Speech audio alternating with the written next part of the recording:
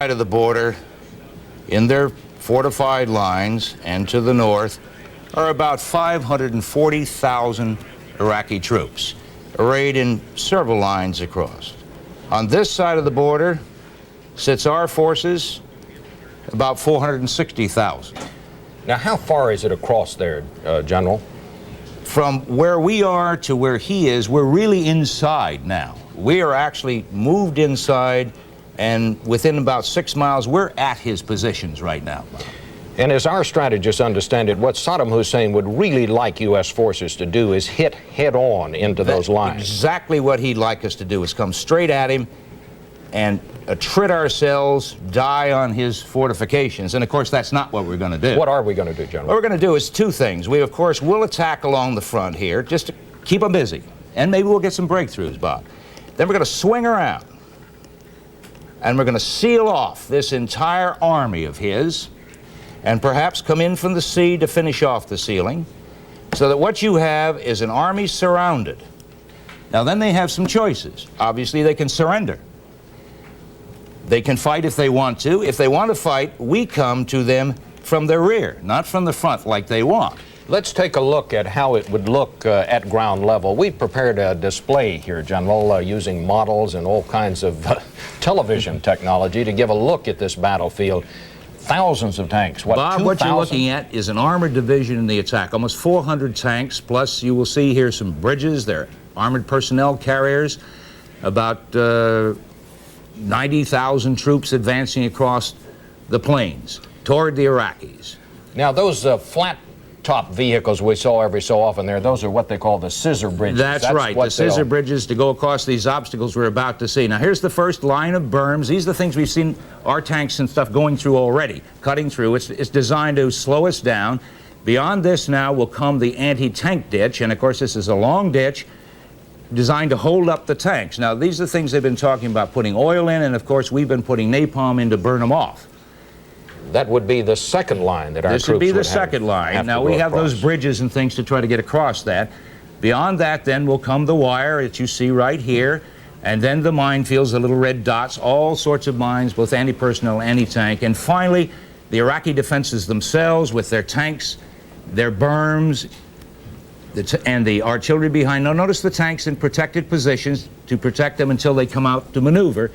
Behind that now the artillery lines. So these are the lines we've been seeing on the maps. These are almost 10 miles wide, probably 2-3 miles deep, Bob. Some of them also concrete enforced, sandbag enforced. Emplacements, sandbags, like little moles living in there. So, Dan, that's how it will look if it comes. If is the word, because we want to underscore that with the deadline approaching, even if the deadline goes by and Saddam Hussein is not withdrawing his troops from Kuwait as President Bush has demanded in his ultimatum, that doesn't necessarily mean that a ground offensive is going to be kicked off immediately following that. As the noon deadline approaches, sirens have sounded in Tel Aviv, Israel. Tom Fenton is there. Tom? Dan, the sirens went off about 3 minutes ago. This is what the Israelis have been fearing. They're afraid that Saddam Hussein in extremis will now launch some sort of a major attack at Israel. So far, we've had one Scud. I don't know what else is to come.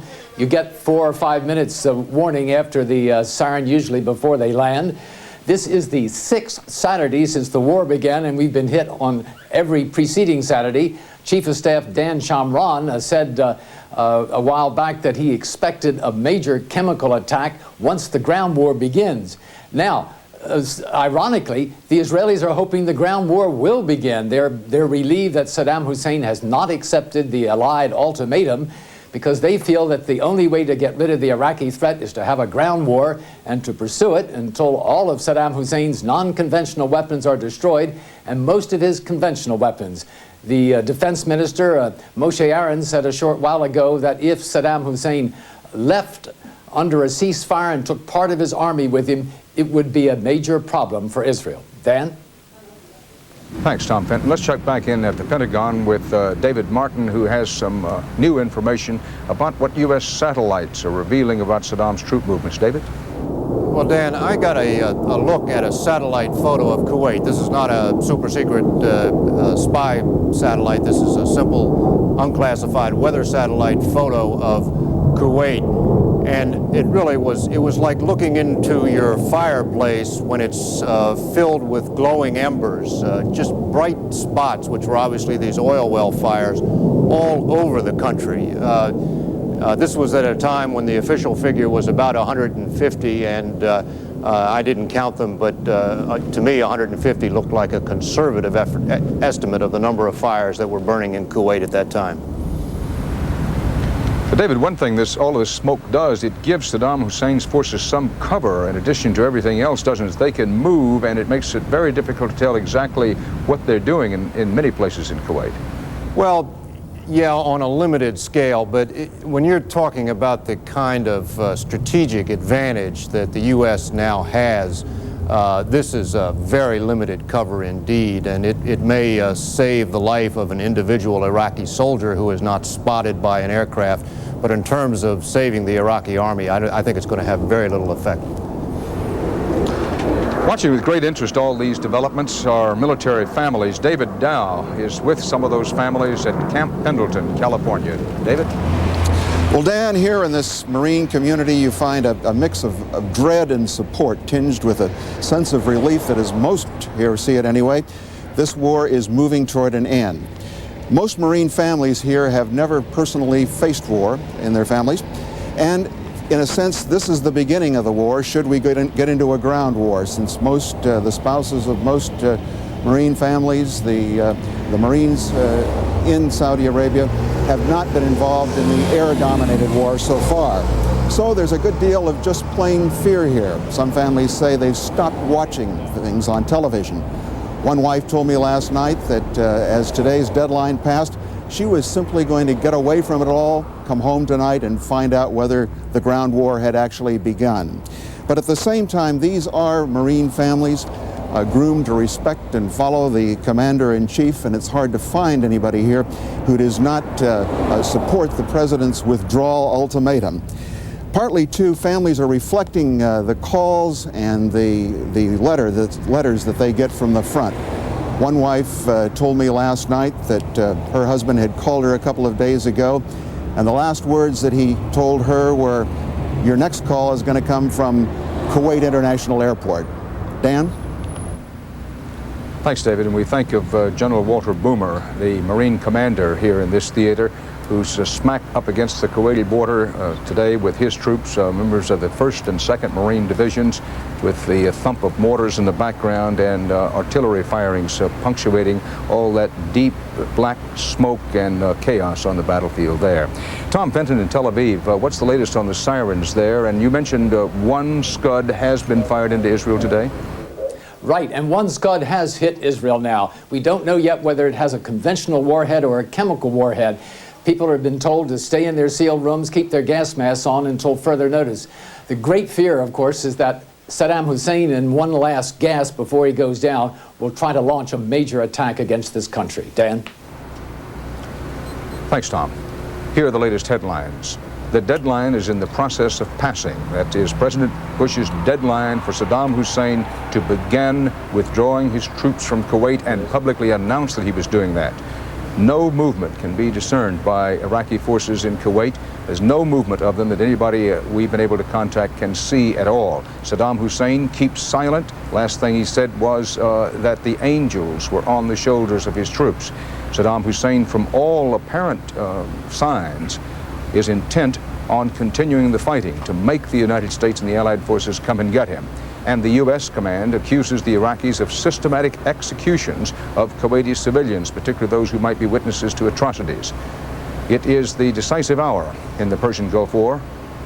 It may well be at hand, the razor cut as to whether we're going to have peace or a large ground war offensive. As the noon hour passed in Washington, exactly noon right now, 8 p.m., as you can see in the darkness here in Saudi Arabia. And as noon passed in the United States, so apparently did the last hope of averting a ground campaign for the liberation of Kuwait.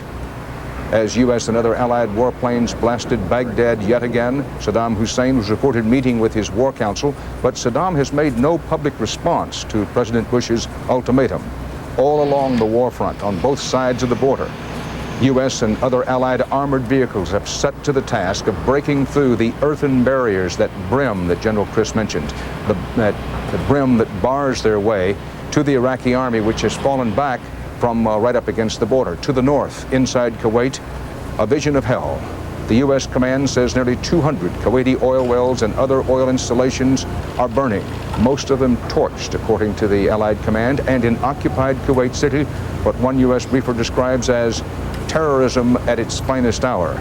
That's a quote. There seems to be a systematic campaign of execution, particularly people that they may have tortured previously, that they're sort of destroying the evidence, I guess, for lack of a better term. Bob Foy is at the UN with a late development. Bob?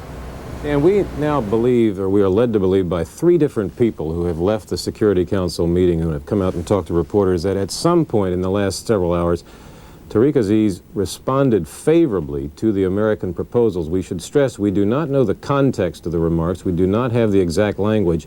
But both a Russian, a Canadian, and one other diplomat have said that, as they understand it, there was a favorable response in Moscow by Tariq Aziz. Now, hearing this in the Security Council, the American ambassador, Mr. Pickering, asked for clarification, and there, at this point, is where the matter stands. Perhaps a breakthrough, perhaps nothing, but at least it has caused a flurry of activity here at the United Nations. Dan?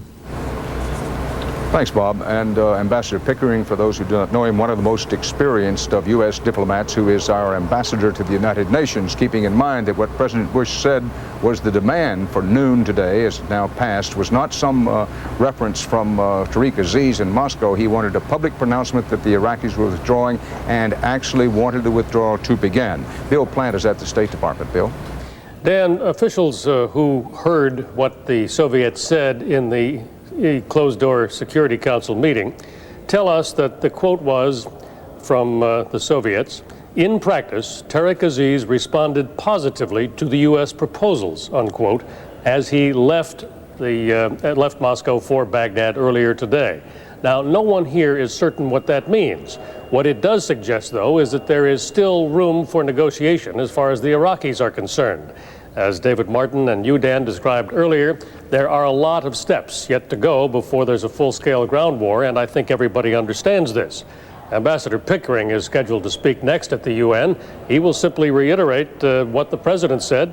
Here's where we are, he'll say, and this is what full compliance means, and then list all of the steps that have to be taken.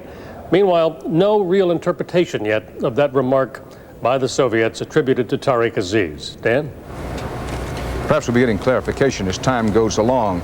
Let's go back to Tom Fenton in Tel Aviv. Tom? Well, Dan, this looks like Saddam Hussein's last blow, if it's true, as we hear that they have accepted the ultimatum. He's gotten in one last lick against the State of Israel, and in fact, the only offensive action, except for that one little incursion a week or 10 days ago, that Saddam Hussein has ever gotten off are Scuds. Scuds against Israel and Scuds against Saudi Arabia. We now have a picture of the Scud coming in somewhere and landing in central Israel.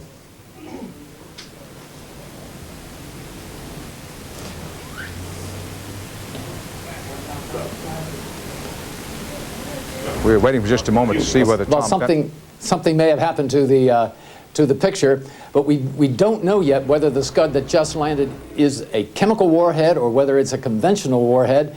The Israelis are prepared for the worst, as always, and people have been told to stay inside, stay in their sealed rooms, and keep their gas masks on. That is the 37th or 38th Scud to hit this country, depending on how you count it, since the war began. There have been some 11,000 homes damaged. Over 1,000 people have been injured. Dan? Thanks, Tom. Storyline of the hour. President Bush's deadline time, 12 noon Eastern Time, in the United States has passed. If there are any signs that Saddam Hussein is moving his troops out of Kuwait, we're not aware of them. However, Tariq Aziz is quoted as saying, as he left Moscow to go back to Baghdad, that the Iraqis had accepted the conditions put forward by President Bush. But we're seeking clarification of that. At the United Nations, the U.S. ambassador to the UN, Ambassador Pickering, said that he would be seeking clarification. There was this special meeting at the UN today, which was requested by the Soviets. Fuad Ajami, who is an expert on this part of the world, historian and scholar, a CBS News consultant, our good friend from Johns Hopkins University, joins us now. Fuad, what are we to make of this? Saddam, on the one hand, exhorts his soldiers, saying, "You have angels on your shoulders. Bush and the Allied forces are devils, and God will help you crush them." On the other hand, Tariq Aziz, leaving Moscow, says, "Well, we'll accept the U.S. conditions for withdrawal." Well, this is a really interesting moment in this war. I mean, look at Saddam Hussein. We made him an offer he could refuse. This was President Bush's bet, that we made him an offer he could refuse. We sought his unconditional surrender. And this was always the outside chance, was that in a way Saddam would deny us the war that at some point we really wanted from him, and that he would, in a blaze of glory, set Kuwait to the torch and leave. And this is in effect the real moment of truth for this regime. Was he going to make a stand? Was he going to give us the mother of all battles on the ground? Or was he going to set Kuwait to the torch and in effect just walk out?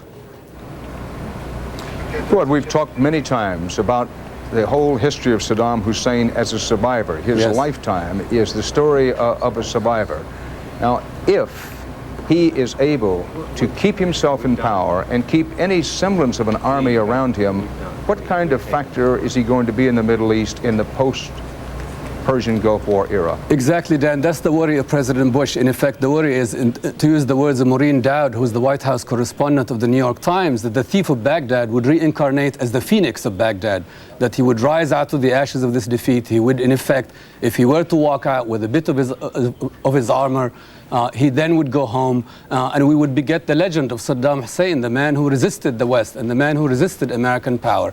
And in effect, President Bush's nightmare is that we would have this man. He would walk out. He would, in the end, after he strutted, after he was the great rooster in the region, he would beat a hasty retreat from Kuwait. He would go back to Baghdad. We wouldn't have the international consensus for hot pursuit, if you will, into Baghdad itself, and that the effort to get him would have been thwarted to some extent.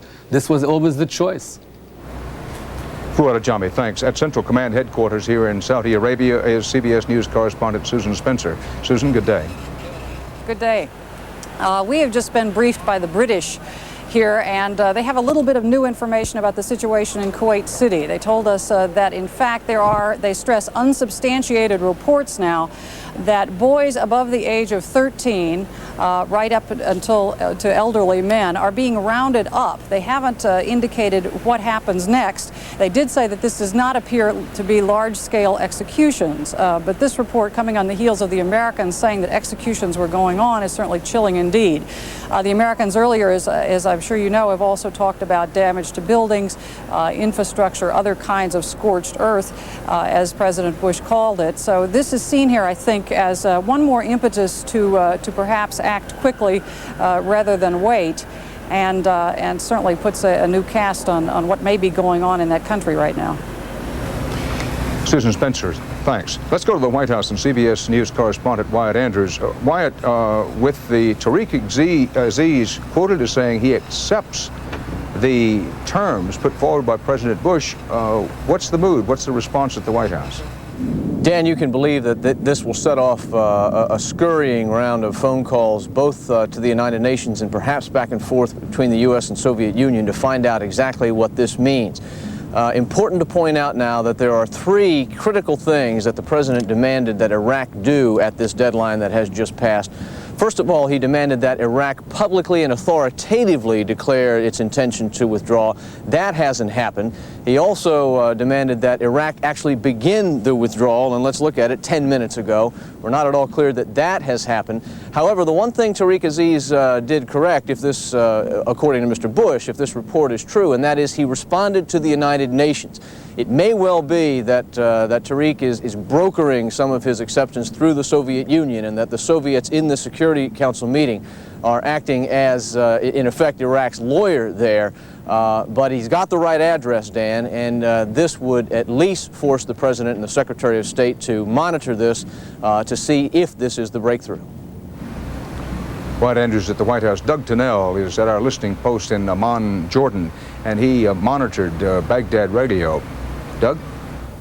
Dan, the Baghdad radio news broadcast is just off the air, And it's worth noting that there was not a mention of Tariq Aziz. There was no word on any change of policy. Indeed, there's not even been a mention today of any deadline. The radio broadcasts just aren't even addressing the president's ultimatum. What there has been, however, very recently, as that bombing started in Baghdad, very strongly worded advisory to Iraqi forces. It really came with a twofold message. One seemed to be prepare for imminent war, and the other was God is on your side. To quote for a minute, the broadcast said, "You have angels on your shoulders," and it said the enemy is fighting on the side of the devil. Whatever kind of technology they bring against you, the broadcast said, it will not frighten you. Even if they outnumber you, do not be afraid. Earlier today, for the first time in one of the broadcasts, Saddam Hussein was mentioned, first time in several days now. He specifically was said to have chaired a meeting of the ruling Revolutionary Command Council and of the regional Ba'ath Party. That's an interesting one because there have been some publicly expressed doubts in Washington as to whether he was still in charge in Baghdad. Dan? Thanks, Doug. President Bush, who is a veteran of World War II, a Navy flyer in the Pacific Campaign, would, with almost every other American who was old enough to remember World War II, perhaps remember in the final days of the war when Allied forces were sweeping toward Paris, Adolf Hitler in his bunker kept sending word to his generals, "Is Paris burning? Is Paris burning?" One of the more memorable quotes of World War II. The German generals refused to put Paris to the torch, although the Fuhrer had ordered them to do so. Today, Kuwait is burning. Here in Dhahran, Saudi Arabia, we can smell, here, this many miles away from the border, we can smell the heavy odor of burning fuel. And as you get closer to the border up near Khafji, where that great battle was fought, it's not a pleasant thought, but it's part of the reality of war, that the heavy odor of the burning fuel is mixed with the unmistakable smell of death. Let's go back to Tom Fenton in Tel Aviv, where there's been a Scud attack. Tom? Well, Dan, it looks like Saddam Hussein fired off his answer to the ultimatum and one last Scud at Israel at the same time. This last Scud turns out to have been a conventional warhead, thank God. And now, if they have accepted the ultimatum and accepted the terms laid down by the United States and the Allies, that means there'll be no more Scuds against Israel. I'm sure the Israelis won't trust Saddam Hussein, though. They'll be prepared for something more until and when all the Scud missile launchers are destroyed. And apparently, he has quite a lot of them. Dan? Thanks, Tom. Bill Plant reports from the State Department that it's being noted that as Tariq Aziz left Moscow to go back to Baghdad, that it was reported that he, quote, responded favorably to President Bush's conditions. However, the word, quote, accepted was not used, and at the State Department, they're noting that with interest. Dateline, the United Nations, the Soviet ambassador to the UN, told a Security Council meeting today that Iraq has responded favorably to some, you may want to underscore that word, some of President Bush's conditions to end the Gulf War. Now, this is according to Iranian and Canadian diplomats. The UN Council began a formal closed-door meeting on the Gulf War shortly before the noon deadline. It may be important to note that the noon deadline has passed. President Bush's ultimatum was that the Iraqis had to make known publicly that they were beginning to withdraw from Kuwait and actually had to start removing their forces from Kuwait by noon today. Betsy Aaron is in Baghdad. I want to check back in with her. Betsy? Hello, Dan. The bombing was stopped for about 10 minutes, and now it's starting again. I'd say it's about a mile from the hotel, but it seems almost constant. Once it starts, it goes for 5 or 10 minutes. Sky is just full of smoke. You can really smell things burning. We just can't tell what it is because it is so dark. Only the moon is showing with a few stars above the clouds. Thanks, Betsy Aaron in Baghdad. We note that Ambassador Pickering, the U.S. ambassador to the United Nations, has, when told that Foreign Minister Tariq Aziz had responded positively, Ambassador Pickering began asking, well, let's have some clarification of whether he responded positively to all of the conditions set down by President Bush. And as Pickering asked for clarification, there was a pause at the UN meeting, and that's where things stand at the moment. The deadline has passed. Tariq Aziz has complicated things a bit with this rather unclear quotation of his. And at the State Department, as in almost every place else in the world, including along the front lines here in Saudi Arabia, people are scratching their heads saying, well, is this really significant or not? Bill Plant, at the State Department, what do you hear? Well, Dan, they're in the business here of parsing things very carefully, of splitting hairs, which can be maddening, but also can be very important, as in this case. Now, here is what the Soviet delegate said, as quoted to me by a United States official. In practice, said the Soviet, Tariq Aziz responded positively to the U.S. proposals. Now, we have to ask exactly what that means. It doesn't say except, it doesn't say some, or it doesn't say all U.S. proposals. So it looks at first blush, Dan, like something the Iraqis have done many times before. When they're in a corner, they throw a little something out to divert us, to get everybody's attention. It's a pattern. It has gone on before. It probably means that there is additional room for negotiation, or at the very least, that the Iraqis are trying to buy time. Now, of course, as you point out, Ambassador Pickering, the U.S. representative to the United Nations, is trying to get a clarification, and we'll be working on trying to find out what that is. Dan? Thanks, Bill. Here are the headlines as more warplanes take off from Dhahran, Saudi Arabia.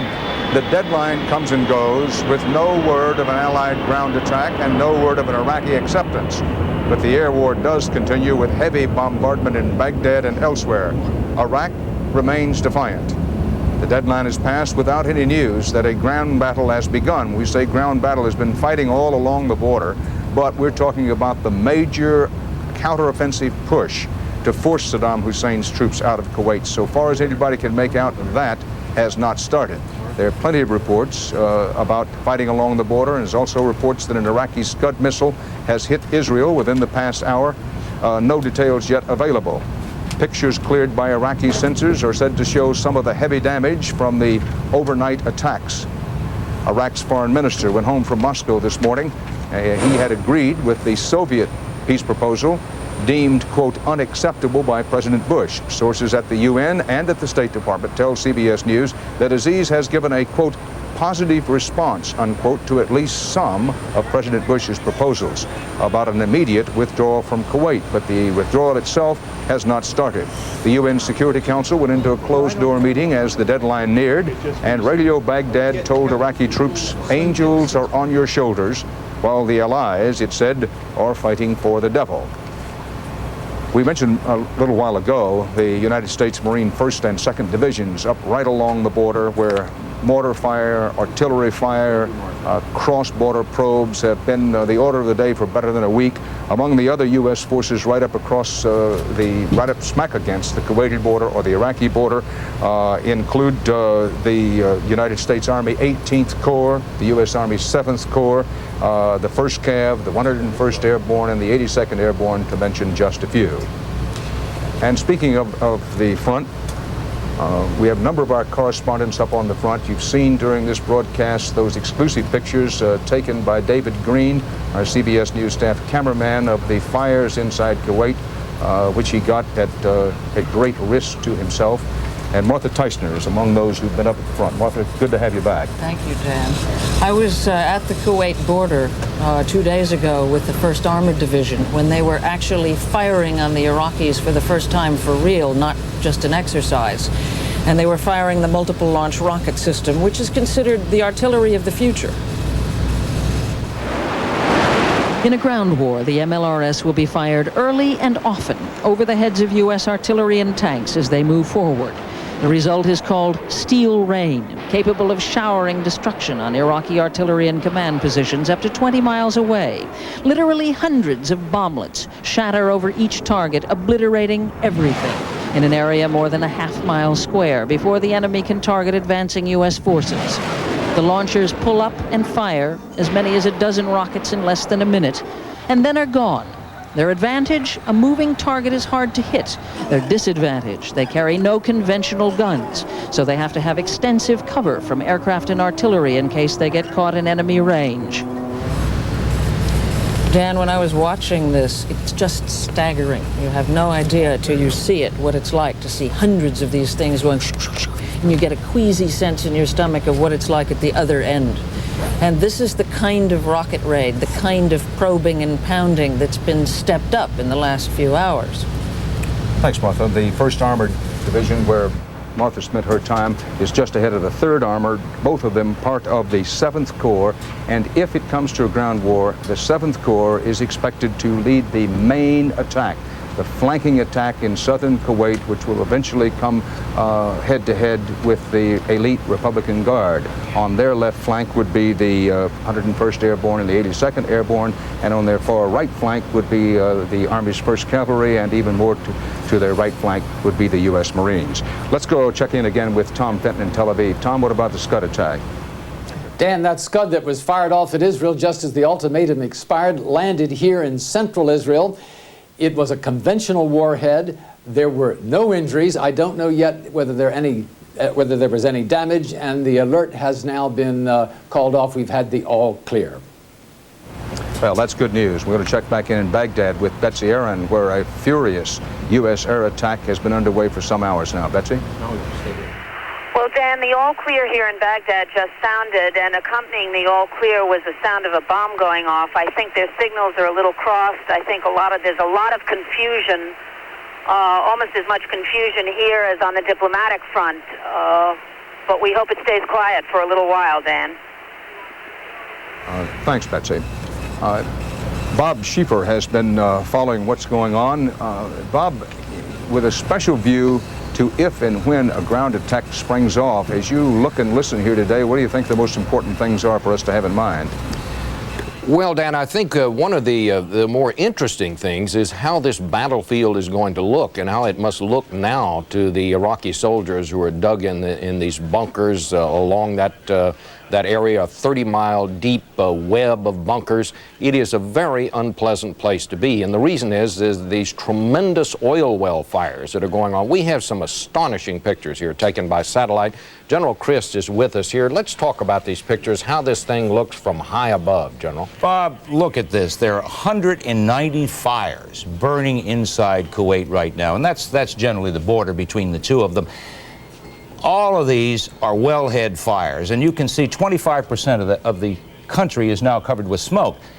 If you're in the middle of this, for instance, the Warfa field, where they have Iraqi positions, or up in here in Manganish, where there's more Iraqi positions, can you imagine what life must be like having all these fires burning around you at the same time expecting a major attack from the Allies? At the same time that you've been living in underground bunkers, perhaps not having a very good diet, being pounded daily by bombs. I think we have some more pictures from the satellite. Now, this is an airfield, I believe, John. This is the Al Jaber military airfield, and as you look at this, you can see part of the bombing really going in at it. It literally, as we're looking at the pictures, down here are wellheads on fire. This is part of one of the northern fields, and they're actually on fire. And let's see, now I believe there's another view here. Yes, this is another airfield. Here again, this is the same field taken from a slightly different angle, but look at the intensity of these wellheads. These are the actual producing wellheads in two of the fields. And you can see clearly that burning and smoking, and you know, some of this smoke, Bob, is toxic. So if you're in close proximity to this thing, you've got a little problem breathing. Let's see, one more here, I believe, and that, yes, again from the oil field fires. Again, very, very clearly. Look at the heat. Each one of those red dots that you see here is a wellhead within that oil field. And this is just one field that's on fire. And you can see at the corner more fields on fire. So all of their fields are pretty much burning right now. And let's see, I believe there's another sequence here. No, I'm told that's it. Well, anyone who knows how the neighborhood can change when the leaves catch on fire in the fall or something can just imagine what it must be up there, like up there now. Dan, back to you. Thanks, Bob. We've been in touch with people who are with the 1st Infantry Division and the 24th Mechanized Infantry Division, both up in what we call the central section along the border with both Iraq and Kuwait, and they report seeing these tremendous smoke clouds, some fires, and the sky black all out in front of them and in some cases over them. Let's go back to the White House and Wyatt Andrews. Wyatt? Dan, the only fresh word from here is that the White House does plan to respond to what's going on at the UN at some point later in the day. I know that's awfully fuzzy, but keep in mind that events are as well. Because the information that all of us have right now is diplomats quoting the Soviet foreign minister, quoting the Iraqi foreign minister. At the moment, that seems, depending on what's being said, that seems to fall short of the president's condition that whatever Iraq said around the deadline today, it needed to be public and authoritative. However, at the same time, this clearly is a matter the White House is pursuing, and again, the only fresh word we have from here is that there will be some response when things clear up a little bit more. Dan? Good point, Wyatt, that President Bush said that what he wanted from the Iraqis was something public and authoritative about their beginning to withdraw, and that he wanted to see by noon today actual withdrawal of Iraqi forces from Kuwait. Now, we talk about the fog of war, in the current fog of diplomacy, it's a little hard to tell what's going on, but this we know, that while Tariq Aziz made a public statement, something about a positive response to President Bush, it was not an authoritative statement. That's one thing we know. And the second thing is that nobody has reported seeing any of Saddam Hussein's forces actually pulling out of Iraq. We go to Bob Fall at the United Nations. Bob?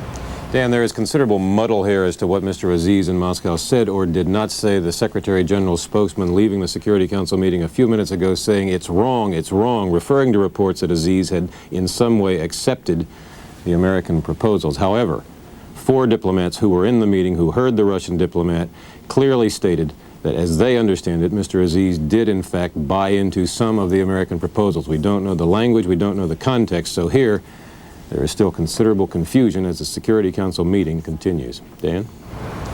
As we try to make something out of the muddle, let's go back to State Department correspondent Bill Plant. Bill?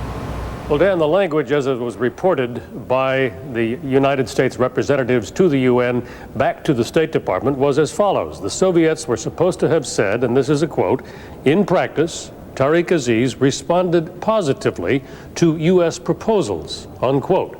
So that is definitely not an acceptance outright, and it doesn't say which proposals or whether it covers all proposals. That is what the U.S. is now seeking some clarification of. Ambassador Pickering doing that currently at the UN. Dan?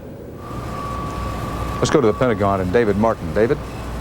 Well, Dan, as Betsy Aaron can probably report more authoritatively than anyone, obviously the bombing is continuing. There's no change in the prosecution of the war occasioned by whatever is happening right now at the United Nations. But I think it's important to point out here that, all right, Iraq has not met the noon deadline, but nobody here is going to quibble if 4 or 5, 6, 7 hours from now there begins to be signs of an Iraqi pullout. This is the aim here is to save lives and at the same time meet all of the goals that the U.S. has set out for itself. So the war continues. Something is in play here, but obviously it's way too soon to tell whether that is going to have a lasting effect on the outcome of this war. Thanks, David. And noting that Wyatt Andrews, our correspondent at the White House, says that the indications are that President Bush and or his spokesman may have something to say a little later on the day as the day goes along, that the clear inference at the moment is that they're trying to carefully go through this statement by Tariq Aziz and what's happening at the UN to try to get a little clearer picture of exactly what the situation is. We're going to talk about the situation on the ground here in Saudi Arabia and along the border with Iraq and Kuwait, where, make no mistake about it, while the diplomats wheel and deal, that an avalanche of steel and fire has been rained down on Baghdad today, and in many areas of the border, artillery fire goes, those ground rockets that Martha Teichner described for you a few moments ago are all underway as well. Eric Ingberg is here to bring us up to date on what's happening on the ground. Well, in a sense, Dan, you could almost say that the artillery war has begun. The Americans, the British, the other allies have been pounding the Iraqi positions, command and control facilities, artillery for the past several hours now.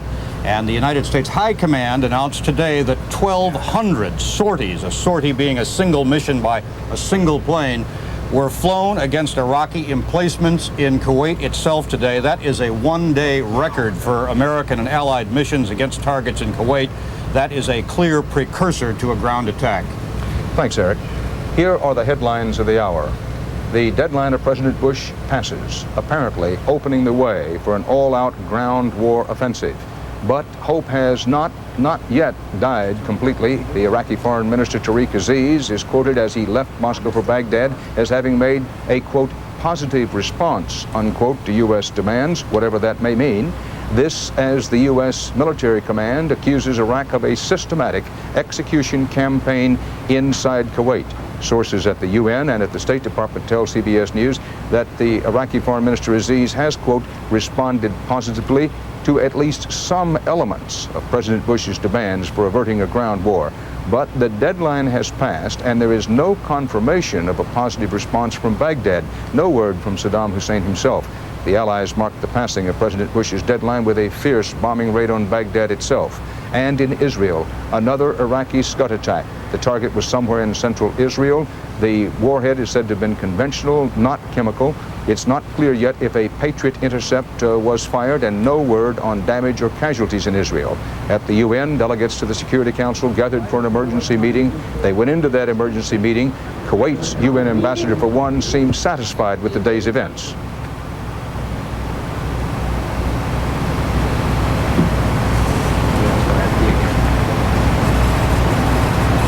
Well, the Kuwaiti ambassador said he was hopeful. President Bush has indicated that the ground attack could come at any time following the deadline that passed just about a half hour ago. All we can do now is wait and see. Now, be assured that we'll be alert all afternoon. We will interrupt programming when and if necessary with any bulletins. We'll have regular updates through the afternoon. We'll have the regular Saturday news at the regular time on these CBS stations. And then, please note, a CBS News special report at 8 p.m. tonight, Eastern Time. That'll be 7 Central. Until then, live from Saudi Arabia, Dan Rather.